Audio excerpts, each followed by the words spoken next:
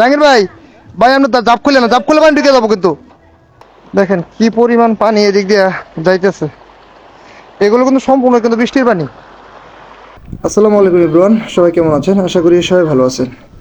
আপনাদের দোয়া আল্লাহর রহমতে আমিও ভালো আছি। তবে আমাদের বাসার সামনে রাস্তাঘাটগুলো একদমই ভালো নাই। তো আমার সামনে যদি দেখাই, দেখেন এই যে এটা হচ্ছে কিন্তু আমি যে বাসা চলাচল করি, আমার বাসার সামনেরই রাস্তা। এলো বর্তমান অবস্থা।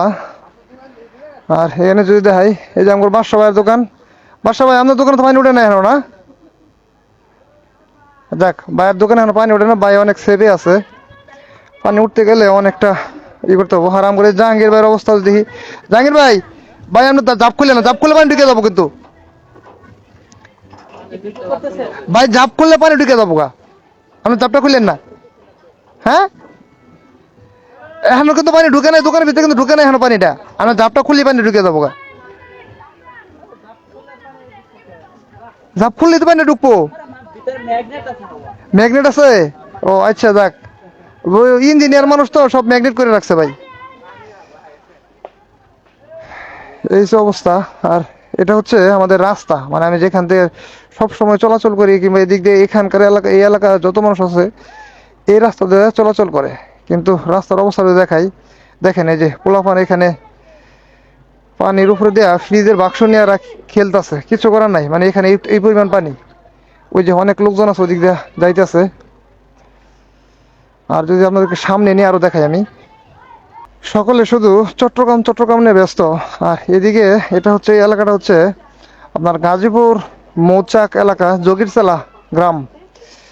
তো এখানে আমি অনেকদিন যাবৎ বসবাস করতেছি চাকরির কারণে।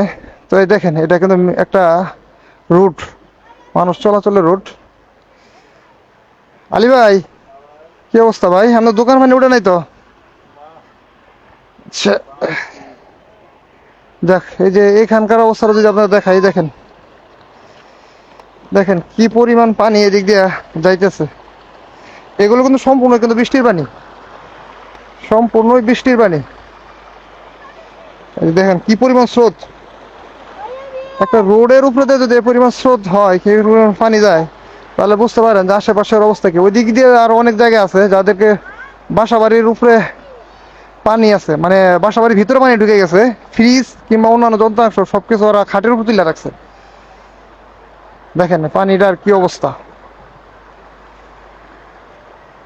আসলে এই বছর বৃষ্টির প্রকোপটা এতই বেশি যে বৃষ্টির পানি এই সব শেষ হয়ে গেছে। অনেক অনেক ক্ষয়ক্ষতি। ভাই আপনার দোকানের অবস্থা কি? তলে পড়ে গেছে না? মানে মানুষের চলাচলের কতটা দুর্ভোগ। এখানে আমার মতো একটা নৌকা হইলে মানে ভালো হইতো। আসলে এটা না রাস্তা না, একটা নদীর মতো হয়ে গেছে।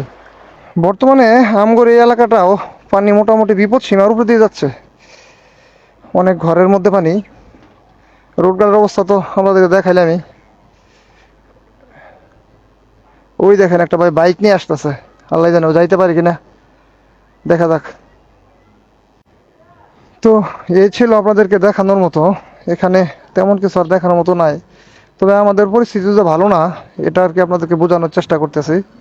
তো সকলে আমাদের জন্য দোয়া করবেন, যেন পানিটা এই পর্যন্তই স্থগিত থাকে, আর বেশি না হয়।